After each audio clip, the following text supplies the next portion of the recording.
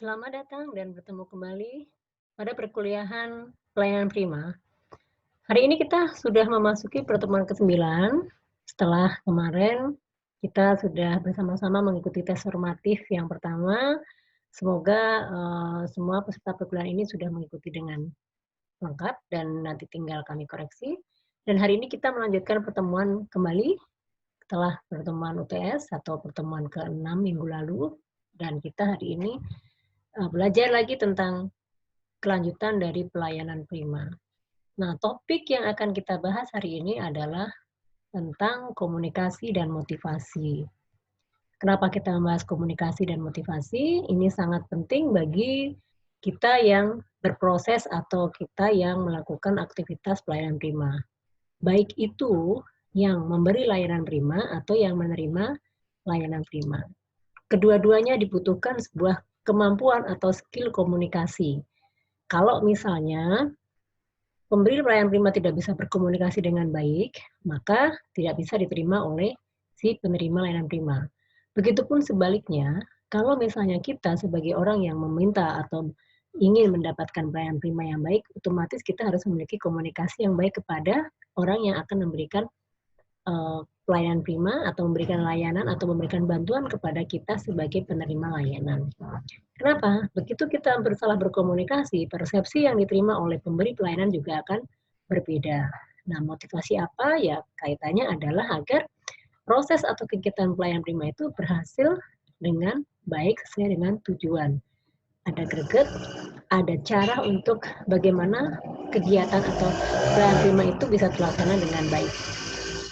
Baik, sebelum kita menjelaskan lebih dalam atau lebih mendetail, saya akan memaparkan dulu tentang tujuan dari pembelajaran. Yang pertama, sekali lagi, dalam kegiatan atau proses pelayanan prima itu, kita perlu mengetahui kemampuan dasar serta cara berkomunikasi yang baik.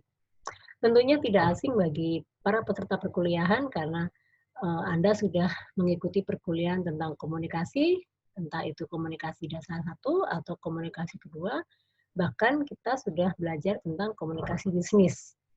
Komunikasi, sekali lagi saya tekankan bahwa dalam kegiatan atau proses aktivitas pelayanan prima dibutuhkan kemampuan dasar serta cara berkomunikasi yang baik agar tidak ada miss, tidak ada salah paham, tidak memunculkan salah persepsi. Nah, yang berikutnya, tujuan atau sasaran pembelajaran topik hari ini adalah bagaimana membangun motivasi melalui budaya layanan prima. Yang dimaksud membangun motivasi adalah bagaimana seseorang itu memberikan layanan itu bisa memuaskan hati atau memuaskan atau memenuhi kebutuhan orang yang dilayani. Nah, jadi membangun motivasi itu membangun bagaimana cara memuaskan orang, bagaimana membuat orang itu senang dengan apa yang kita berikan. Nah, itu adalah membangun motivasi melalui budaya memberi atau memberikan layanan prima kepada orang lain. Mari kita lanjutkan pertemuan kita hari ini. Pada dasarnya, kita harus memahami dulu apa itu komunikasi. Nah, di sini ada beberapa pengertian, mungkin juga teman-teman sudah mempelajarinya di perkuliahan komunikasi. Jadi komunikasi itu pada dasarnya atau pada intinya, ya menurut pengertian para pakar atau para orang-orang yang ahli di bidangnya, bahwa komunikasi itu merupakan dari bahasa Latin yang berarti komunis, komunis ya, M-nya double 2, beda dengan istilah komunis yang di politik.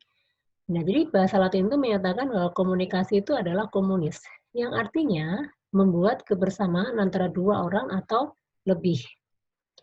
Akar kata dari komunis, masih dari bahasa Latin, adalah komuniku, yang artinya berbagi, share.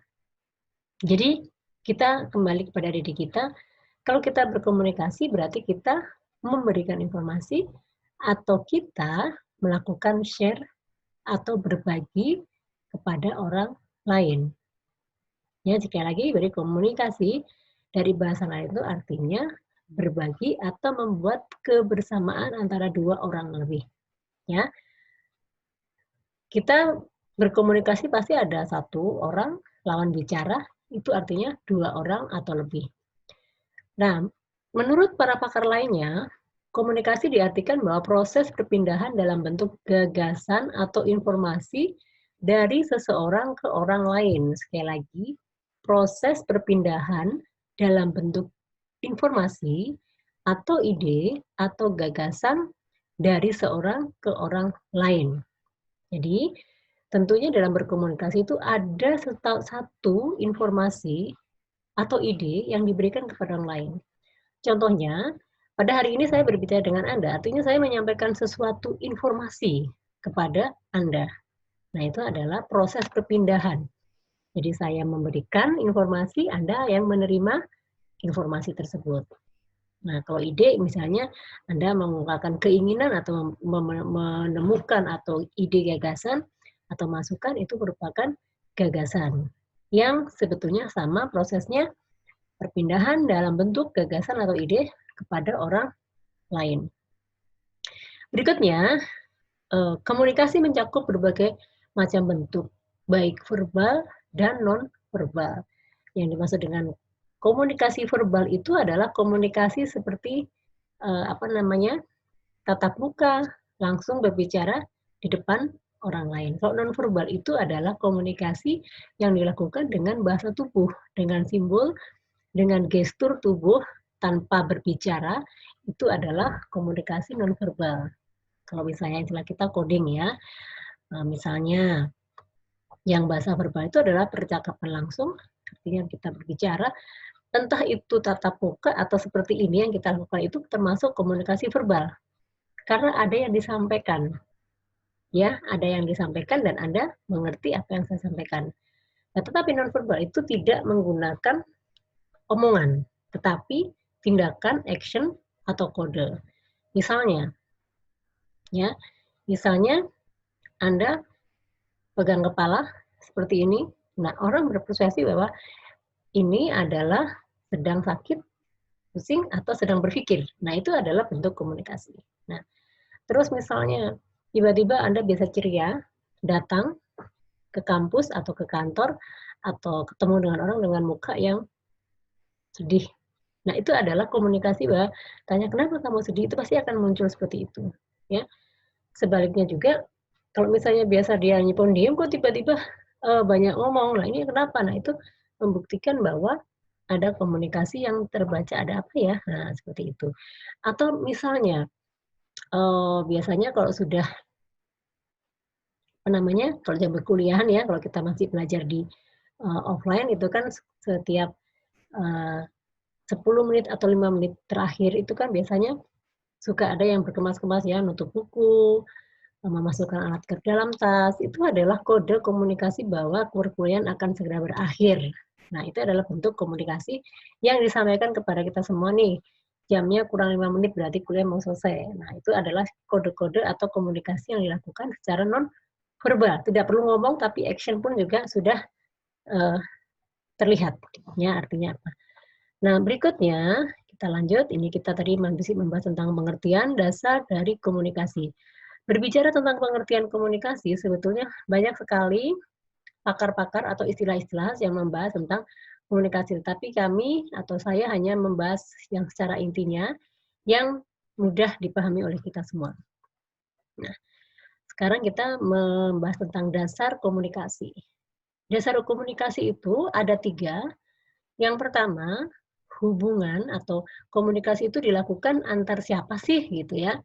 Jadi yang pertama itu komunikasi itu merupakan hubungan antar person to person, satu lawan satu, ya atasan dan bawahan. Itu contohnya kalau misalnya Anda punya bekerja, terus Anda punya atasan, itu artinya Anda akan melakukan komunikasi terhadap atasan Anda atau sebaliknya, atasan akan melakukan komunikasi kepada Anda. Nah, itu adalah komunikasi atau hubungan antar person to person. Sudah pasti ya, satu dengan satu. Yang berikutnya ada namanya komunikasi antar person to public. Nah, antar person to public artinya pimpinan dengan pegawai, atau kepala sekolah dengan murid dan guru. Terus misalnya saya dengan Anda. Nah, ini kan saya person karena satu ya, tapi ke public itu artinya ke sekelompok atau kumpulan orang. Nah, kalau misalnya guru atau rektor, ya rektor misalnya itu akan memimpin upacara ya, itu merupakan person to public, artinya pada saat dia berpidato, pada saat dia menyampaikan orasinya di depan orang banyak itu namanya person to public, artinya satu orang melakukan komunikasi di depan banyak orang, public ya, publik itu masyarakat atau orang banyak. Nah berikutnya hubungan antar kelompok dengan kelompok. Nah ini yang sering terjadi adalah kelompok parpol-parpol ya. Kita tahu parpol-parpol misalnya ada PDI, Golkar, Gerindra, Demokrat itu kan masing-masing punya anggota dan biasanya kalau dalam hal demo dan sebagainya itu beramai-ramai. Nah itu adalah hubungan antara kelompok dengan kelompok dan biasanya akan terjadi komunikasi antara kelompok-kelompok ini gitu ya. Nah, itu adalah dasar. Jadi sekali lagi, dasar komunikasi diberikan kepada ada tiga, dari person to person, person to public, dan kelompok dengan ke kelompok. Nah, itu adalah dasar utamanya. Nah, nanti Anda teman-teman atau semuanya bisa membaca di bukunya Ateb Barata, dasar-dasar komunikasi. Itu silakan Anda membuka kembali atau Anda bisa melakukan atau melihat di Google atau di media lainnya bisa ditemukan. Berikutnya, nah proses komunikasinya. Setelah mengetahui dasar tadi, ya entah itu kita berbicara dari person to person, atau person to public, atau kelompok dengan kelompok, semuanya ketiga dasar itu akan melalui proses namanya proses komunikasi. Ya, person to person berarti ada message yang akan disampaikan. Ada ide, ada gagasan atau informasi yang akan disampaikan. Begitupun person to public, pasti akan ada ide atau informasi yang akan disampaikan kepada publik. Prosesnya sama, ya. Prosesnya sama, di mana ada pesan yang harus diterima oleh publik. Nah, pada proses ini tentunya nggak bisa langsung kita nerima dia ngomong apa langsung. Biasanya ada proses mencerna dulu apa yang disampaikan, untuk memproses, dan akhirnya kita bisa menerima atau mereceive. Ya ini ada encode. Encode itu adalah ada proses, ada pesan yang akan disampaikan di encode. Artinya bahwa saya harus menyampaikannya itu detail atau simple, ya kan, supaya mudah dipahami.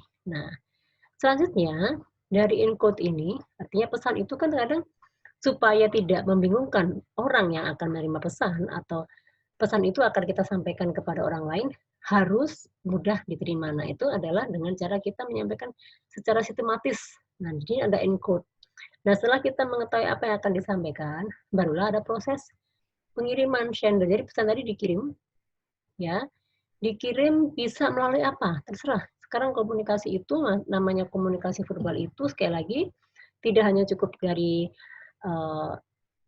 tetap muka. Seperti hari ini ya, semenjak Maret kita sudah dipaksa atau memang kita harus melakukan sesuatu komunikasi yang online seperti ini ya. Jadi ada media di sini, ada pun ini sekarang juga macam-macam, ada IG, ada WA, ada telepon itu sendiri, ada email, ada in-person, ada instant message dan sebagainya. Nah, ini sudah bisa. Ini adalah medium yang kita lakukan. Nah, sekarang ini kita menggunakan Zoom atau menggunakan video YouTube. Nah, itu adalah medium atau sarana komunikasi. Artinya sekali lagi kembali ke sini, bahwa ide atau informasi itu akan disampaikan melalui apa? Yang supaya mudah diterima. Bisa melalui TV, ya medianya itu bisa melalui email, bisa melalui telepon, dan itu sekali dalam telepon pun juga ada media-media sosial yang bisa digunakan di sana, ada Instagram, WhatsApp, Telegram, dan banyak lagi. Terus kita sudah bisa menggunakan Zoom saat ini ya.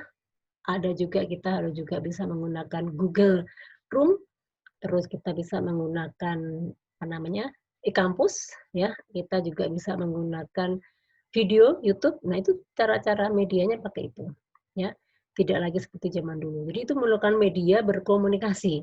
Nah, dari media ini tentunya yang akan menerima pelayanan atau yang menerima informasi itu juga akan mensarikan. Apa sih maksudnya pesan ini? Nah, seperti Anda hari ini kita belajar pelayanan prima tentang motivasi, Anda juga di sini melakukan proses decode. Decode ini artinya apa sih yang disampaikan dari awal tadi sampai akhir itu apa? Intinya, sarinya apa?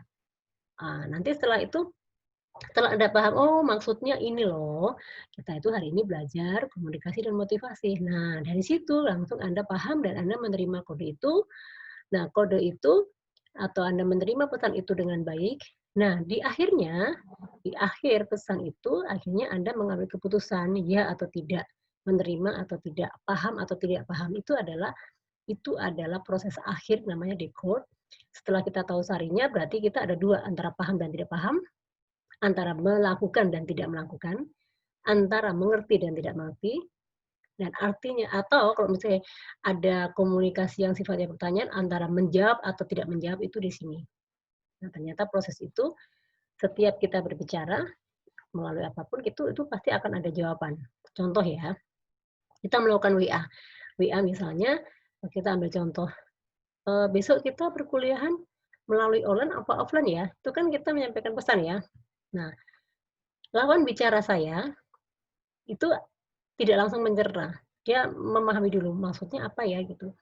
Jadi pertanyaannya besok kita kuliah online atau offline. Nah, di sini ada saringan dulu. Nah, kebetulan itu disampaikan melalui grup WA misalnya. Nah, dari situ pada akhirnya Anda memahami, oh iya, besok itu kita kuliah online. Akhirnya paham dong, oh kita besok kuliah online. Jadi ngerti, memahami apa pesan dari si penerima pesan. Nah, kaitannya dengan pelayanan prima itu apa? Sama. Ya, pelayanannya itu sama. Pada saat Anda, misalnya ini bisa dilihat dari sisi keduanya ya. Misalnya saya kerja di bank sebagai customer service, ada seorang nasabah, Anda datang ke bank, biasanya yang menawarkan diri adalah pihak bank. Selamat pagi, ada yang bisa dibantu. Nah, itu adalah pertanyaan atau proses komunikasi yang disampaikan oleh pihak bank atau customer service-nya. Nah, selanjutnya, setelah ditegur gitu kan si nasabah akan bertanya, oh dia lagi ini CS ini lagi menawarkan apa namanya pertolongan atau menawarkan bantuan apa yang harus saya butuhkan. Nah, si nasabah akan berbicara, oh iya hari ini saya mau memproses tentang pembukaan rekening baru. Bisakah dijelaskan dan bagaimanakah saya bisa membuka rekening itu? Nah, di sini muncul kegiatan tadi. Nah, menyimak. Jadi si penerima itu akan menyimak. Nah, di sini sekali lagi nasabah menyampaikan keinginannya untuk membuka rekening bank. Nah, selanjutnya si pemberi layanan atau pihak bank, kita masih topik tadi ya di bank, itu akan mencerna, oh ibu ini datang ingin membuka rekening bank dan ingin dijelaskan seperti apa. Nah, oke, jadi intinya kan ingin buka rekening dan penjelasan seperti apa. Walaupun tadi ibunya ngomong panjang lebar, tapi kan secara singkat atau secara sarinya sudah diketahui. Nah, dari situ sudah paham, maksudnya dia kembalikan lagi dan dia sudah menerima pesan itu dengan baik dan sebaliknya si customer service akan menjelaskan. Begini Ibu, Ibu ini adalah jenis-jenis produk bank yang bisa Ibu pilih, Ibu mau membuka rekening yang mana, dan ini syaratnya. Nah, itu adalah di code ini artinya bahwa si penerima informasi itu menjawab atau menerima dan merespon apa yang diminta, apa yang diinformasikan oleh si peminta atau penerima layanan tadi. Nah, prosesnya seperti itu.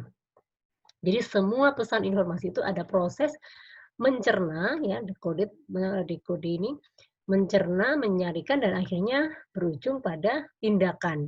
Yes or no, iya atau tidak, terus paham apa tidak seperti itu. Nah, pemahaman ini akan jawab, oh iya Ibu, jadi seperti nah itu adalah respon setelah Anda menyaringkan seperti itu. Nah, ini proses komunikasi. Berikutnya, nah ini yang tadi saya sampaikan bahwa komunikasi itu adalah dibedakan ada komunikasi verbal dan non verbal. Nah, yang dimaksud komunikasi verbal itu adalah komunikasi menyampaikan melalui bahasa, melalui pembicaraan, melalui omongan. Itu adalah komunikasi verbal. Nah, atau cara pandangnya dengan mudahnya biasanya sering disebut dengan berbicara. Berbicara itu sama dengan komunikasi verbal, langsung terlihat walaupun tidak ketemu dengan mata, tapi berbicara. Entah itu by phone, entah by email, tapi kan itu adalah proses komunikasi. Atau kalau misalnya yang jelas kelihatan bahwa ada proses komunikasi itu kalau misalnya kita sedang mengadakan meeting ya. entah itu meeting kelas, entah itu meeting di perusahaan, itu pasti akan terjadi omongan, tukar informasi, dan pencapaian ide gagasan dalam kelompok-kelompok kecil yang dilakukan di banyak perusahaan. Atau misalnya ini presentasi, berarti presentasi itu sudah masuk ke dasar person to public. Kalau kita presentasikan biasanya banyak orang atau minimal ada tim yang mendengarkan presentasi yang kita lakukan. Nah, ini sekali lagi, verbal itu artinya berbicara langsung. Artinya langsung itu pada saat ini adalah yang kita lakukan ini adalah komunikasi verbal karena Anda mendengarkan atau menyimak apa yang saya jelaskan atau Anda mengikuti perkuliahan dengan melihat atau menyimak materi yang saya berikan. Oke. Nah, berikutnya komunikasi nonverbal. Nah, komunikasi di mana pesan disampaikan tidak menggunakan kata-kata dan tulisan, simbol, gestur tubuh, ekspresi, sandi, dan sebagainya, atau kode. Nah, itu adalah komunikasi juga. Jadi ini kalau kita lihat gambar di sini ya, ini ada proses apa ini? Ini ada proses apa namanya? Chatting. Chatting itu komunikasi. Ya, di chatting itu biasanya masuknya ke verbal ya. Nah, ini ada contoh komunikasi nonverbal ya. Mudah-mudahan teman-teman sudah paham karena sudah belajar tentang komunikasi ya. Nah, berikutnya, kita masuk kepada materi atau topik tentang motivasi. Apa sih kaitannya motivasi dengan pelayanan prima? Sangat erat ya. Kalau kita baca di sini, keadaan dalam diri seseorang yang menyebabkan mereka berperilaku atau mau melakukan sesuatu dengan cara yang menjamin tercapainya suatu tujuan. Ingat, tujuan dari pelayanan prima itu adalah memberikan kepuasan atau memenuhi kebutuhan yang dibutuhkan oleh si penerima layanan. Jadi ini ada dua, motivasi itu biasanya akan menjadi dominan itu adalah si pemberi. Bagaimana si pemberi layanan ini atau kita pada saat kita berposisi atau berada di posisi memberikan layanan kepada orang, bagaimana kita bisa memenuhi apa yang diminta oleh orang lain. Nah, itu adalah kita akan melakukan segala sesuatu kita lakukan, berperilaku itu maksudnya ya. Kita akan berbuat apapun demi memenuhi keinginan atau kebutuhan orang-orang yang kita mau bantu atau orang-orang yang membutuhkan bantuan kita. Nah, itu adalah motivasi. Bagaimana caranya kita membahagiakan orang? Bagaimana caranya kita termotivasi atau cara supaya kita mencapai atau supaya kita dapat menolong dan tidak mengecewakan orang lain. Dan pada akhirnya ya orang lain itu akan merasa puas dengan apa yang kita berikan. Nah, itu motivasi. Nah, berikutnya, motivasi itu dibagi dua ya. Bisa berdasarkan kelompok usia, jenis kelamin, pendidikan, pekerjaan, dan biasanya ini sama. Motivasi kelompok itu juga berdasarkan pada tujuan yang sama. Sekali lagi, motivasi kelompok itu ya biasanya dikelompokkan berdasarkan umur. Misalnya sekolah SD. Anak SD itu berarti kan umurnya kelas 1 kelas umur berapa, kelas 2 umur berapa, kelas sampai kelas 6 umur berapa. Itu berarti biasanya akan terjadi motivasi kelompok. Terus jenis kelamin. Nah, kalau misalnya di pesantren itu kita lihat jenis kelaminnya dipisahkan ya, ada kelompok pesantren khusus wanita, ada pesantren khusus laki-laki. Juga misalnya kita bekerja atau misalnya kita bekerja juga ada jenis kelamin laki-laki dan perempuan. Pendidikan. Nah, kalau dalam dunia pendidikan itu pendidikan sangat mempengaruhi ya. Kelompok dosen berarti dengan pendidikan minimal sekian, staf minimal pendidikannya sekian dan sebagainya. Kalau di dunia pekerjaan sangat berpengaruh. Yang memiliki cuma pendidikan SMA hanya kerja sebagai operator. Ya. Kenapa? Karena nanti ini juga mempengaruhi motivasi kelompok. Dalam kalau misalnya kita menjadi seorang pimpinan, berarti minimal harus S2 atau punya pengalaman sebagai seorang manajer atau pimpinan. Nah, berikutnya motivasi kelompok, bagaimana mencapai tujuan di kelompok itu juga berdasarkan tujuan. Sekali lagi, setiap kelompok pasti memiliki tujuan. Anda, kelas sekretaris 519, itu memiliki tujuan yang sama. Akan berbeda dengan tujuan yang akan diraih oleh kelas akuntansi atau informatika atau manajemen. Nah, sekali lagi, motivasi kelompok itu berdasar pada kelompok usia, jenis kelamin, pendidikan, dan juga berdasar kepada tujuan yang sama. Sekali lagi saya tekankan bahwa motivasi ini adalah bagaimana cara kita atau bagaimana cara kelompok itu mencapai tujuannya. Yang mencapai tujuannya itu ini disesuaikan dengan kebutuhan dan disesuaikan dengan yang dua ini. Itu adalah motivasi kelompok supaya apa? Tujuannya tercapai. Nah, berikutnya, bagaimana membangun komunikasi berdasarkan budaya layanan prima. Nah, membangun motivasi atau bagaimana orang itu berperilaku atau bagaimana orang itu akan melakukan apapun dia lakukan untuk memenuhi atau untuk mencapai tujuan itu dengan ini 1, 2, 3, 4, 5, 6, 7. 1, 2, 3, 4, 5, 6, 7. Ada 7. 7 bagaimana membangun motivasi untuk memberikan layanan prima. Ya, maaf ada 6 ya. Dengan istilah yang sering disebut adalah buset. Nah, bukan buset ya gitu ya, tapi buset. Buset itu artinya ada singkatannya, M itu motivation, B itu building, membangun, D itu under, service excellent tradition. Ini adalah membangun budaya pelayanan prima atau membangun motivasi berdasarkan budaya layanan prima. Jadi ada melayani dulu, ya. Terus ada service excellent dan budaya. Ini yang harus kita tekani. Nah, dari ke-6 ini, hari ini, saya meminta Anda untuk menjelaskan satu persatu. Silakan Anda cari di buku, silakan Anda mencari di internet. Apa yang dimaksud dengan membangun motivasi mengarah atau berdasarkan rujukan dari BUSET. Motivasi, building, under, service, excellent, traditional. Nah, ini apa yang dimaksud? Silakan Anda mengerjakan. Seperti biasa, kita akan melakukan tugas ini atau mengerjakan tugas ini. Dan seperti biasa harus diupload kembali di e-kampus. Kita kembali ke e-kampus untuk bisa mengerjakan latihan. Jangan lupa untuk bisa diketik dan di-save as atau disimpan dalam bentuk PDF. Nah, mudah-mudahan pertemuan ini juga memberikan motivasi buat teman-teman untuk lebih memahami bagaimana sih kita menjadi pelayan atau memberikan layanan kepada orang yang lain itu dengan prima. Nah, itu sekali lagi perlu adanya komunikasi dan motivasi untuk bisa melayani. Itu yang terpenting. Saya ucapkan terima kasih atas perhatiannya. Sekali lagi, bukan berarti kita selesai, tapi kita akan kembali ke kampus untuk bisa melakukan latihan atau pendalaman tentang komunikasi dan motivasi. Oke, terima kasih atas perhatiannya. See you.